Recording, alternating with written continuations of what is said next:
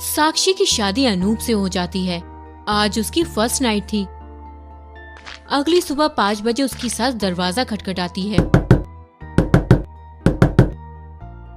क्या हुआ माँ जी, इतनी सुबह सुबह आप क्यों जगा रही हो? अभी मेरी नींद पूरी नहीं हुई है।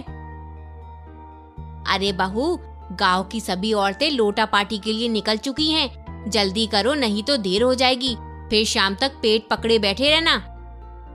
अब ये कौन सी रस्म है जी, लोटा पार्टी की? अरे बहू, ये कोई रस्म नहीं है। हल्का होने जाना है कि नहीं?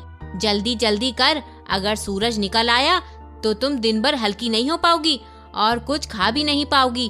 पेट पकड़कर बैठी रहना। ये लो लोटा, बाकी बातें रास्ते में बताती हूँ तुझे।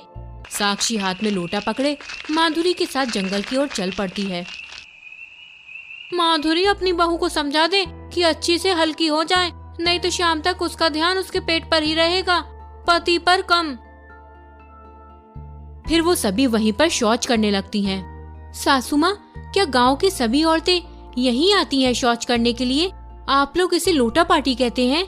मुझसे खुले में शौच नहीं होगा, मुझे टॉयलेट चाहिए। बहू, इस वक्त बहस करने का समय नहीं है, बल्कि हल्के होने का समय है। सूरज निकलने ही वाला है। गांव के पुरुष भी आते ही होंगे शौच करने के लिए। जिद मत कर, अपने गांव में किसी के पास शौचालय नहीं है। हल्की हो जाए यहीं पर, घर जाकर सभी बातें बताती हूँ तुझे। साक्षी भी हार कर खुले में शौच करने लगती है। सास और बहू घर वापस आ जाते हैं। देख बहू, यहाँ के लोग घर में शौचालय नहीं बनवाते हैं। हम औरतों को सूरज निकलने से पहले या सूरज ढलने के बाद जंगल जाना पड़ता है।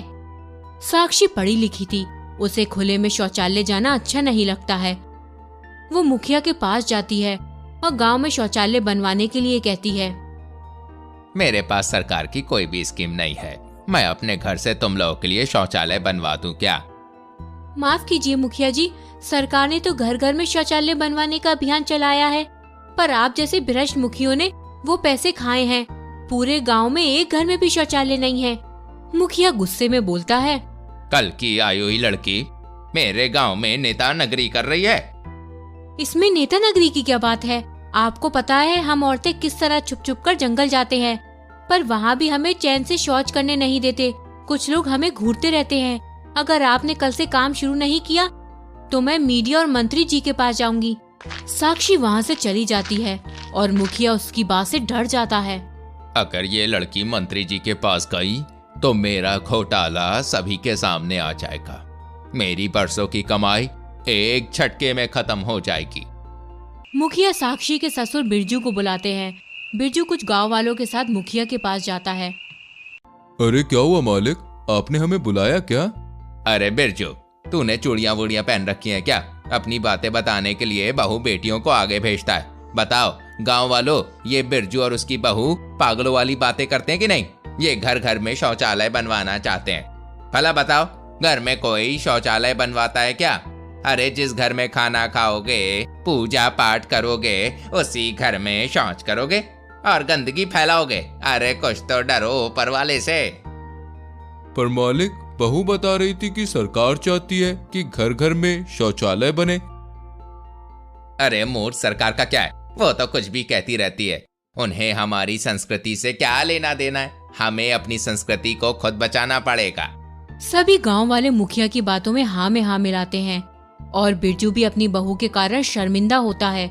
मुखिया गांव वालों से इस तरह की बातें करता है जिससे गांव वाले उसकी बात सुनकर शौचालय न बनवाएं। ठीक है बिरजू, तुम कहते हो तो मैं अपनी जेब से पैसा खर्च करके गांव में 2 शौचालय बनवा देता हूँ। इधर बिरजू जब घर वापस आता है तो माधुरी पूछती है। क्या हुआ जी, सब ठीक तो है ना? मुखिया जी ने आपको क्यों बुलाया था? क्या बताऊं, अपनी बहू के पांव और जुबान खूब चलने लगे हैं। उसने मुखिया के पास जाकर उनसे पंगा ले लिया। अब वो हम दोनों को चैन से गांव में रहने नहीं देंगे। कुछ ही दिनों में शौचालय बनकर तैयार हो जाता है। गांव वाले बहुत खुश थे इस बात से, खासकर गांव की औरतें। अब उन्हें जंगल नहीं जाना पड़ता। गांव वाले साक्षी की खूब बड़ाई करते हैं। ये देखकर मुखिया को गुस्सा आता है कि सभी लोग साक्षी की वाहवाही कर रहे हैं। एक दिन सुबह के समय गांव वाले शौचालय के बाहर खड़े होकर अपनी अपनी बारी का इंतजार कर रहे होते हैं। तभी सोहन अपना पेट पकड़कर आता है। अरे मर गया रे भाइयों, मुझे पहले जाने दो। अरे बहुत जोर से प्रेशर आया है, अगर जल्दी से नहीं गया तो यहीं पर रायता फैल जाएगा। अरे भाइयों हटो, जाने दो। आ अरे यहाँ पे प्रसाद नहीं बट रहा है कि सबको पहले जाना है, चुपचाप खड़े रहो, समझे? शौचालय सभी यूज करते थे पर उसकी साफ सफाई कोई नहीं करता था। धीरे धीरे बहुत गंदगी हो गई तो शौचालय को बंद करना पड़ गया। सभी लोग एक ही शौचालय में जाने लगे। बंद शौचालय में चुड़ैल आकर रहने लगती है। अगली सुबह फिर से गांव वाले शौचालय जाने के लिए लाइन में लगे होते हैं। तभी वहां हप्पू नाम का एक आदमी आकर अपना पेट पकड़ते हुए कहता है, अरे हट जा भाई, पहले मुझे जाने दो। अरे बहुत जोर से आ रही है, अब ज्यादा देर हुई तो यहीं लीक हो जाएगा। अरे तुम आकर लाइन में क्यों नहीं लगते हो? जब पूरी तरह आउट ऑफ कंट्रोल हो जाता है तभी दौड़ना शुरू करते हो।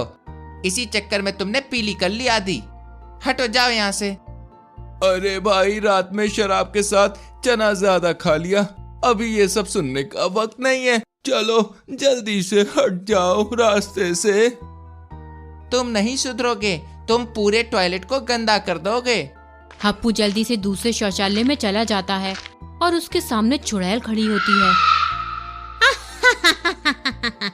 आ जाओ, काफी दिनों के बाद शिकार खुद ही चलकर आया है।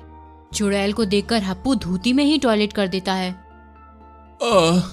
एक से तो छुटकारा मिला, तो अब ये कमबख्त चुड़ैल आ धमकी। चुड़ैल मुझे जाने दो, जिस काम के लिए आया था वो अब हो चुका है। हप्पू की ऐसी हालत देखकर चुड़ैल हंसने लगती है और बोलती है, आज मैं तुम्हें पूरी तरह हल्का कर दूंगी। फिर चुड़ैल हप्पू को मारकर उसकी लाश टॉयलेट में रख देती है। इधर हप्पू की पत्नी और गांव वाले हप्पू को पूरे गांव में ढूंढते हैं पर वो कहीं नहीं मिलता। फिर वो लोग बंद टॉयलेट खोलते हैं तो वो आदमी डर के मारे चिल्लाने लगता है, भूत भूत भूत। सभी लोग चुड़ैल को देखकर बहुत डर जाते हैं। चुड़ैल लाश को खा रही होती है। अरे मुखिया जी, इससे पहले कि चुड़ैल बाहर निकले हमें जल्दी से शौचालय को बंद कर देना चाहिए। वो जल्दी से दरवाजा बंद कर देते हैं। मैंने कहा था ना कि टॉयलेट हमारे गांव के लिए सही नहीं है। अब देखो क्या हुआ, आ गई ना मुसीबत हमारे गांव में। अब हमें शौचालय बंद कर देना चाहिए। बंद कर देना कोई समस्या का समाधान नहीं है। ये चुड़ैल शौचालय की गंदगी से आई है। हमें शौचालय को रोज साफ करना पड़ेगा और उस टॉयलेट में बल्ब लगाना चाहिए। ये चुड़ैल अंधेरे और गंदगी के कारण आती है। रोशनी और सफाई से ये चुड़ैल यहाँ से भाग जाएगी। गांव वाले मिलकर टॉयलेट की साफ सफाई करते हैं और उसमें बल्ब लगाते हैं। चुड़ैल रोशनी के कारण वहाँ से भाग जाती है। सभी लोग खुशी से गांव में रहने लगते हैं।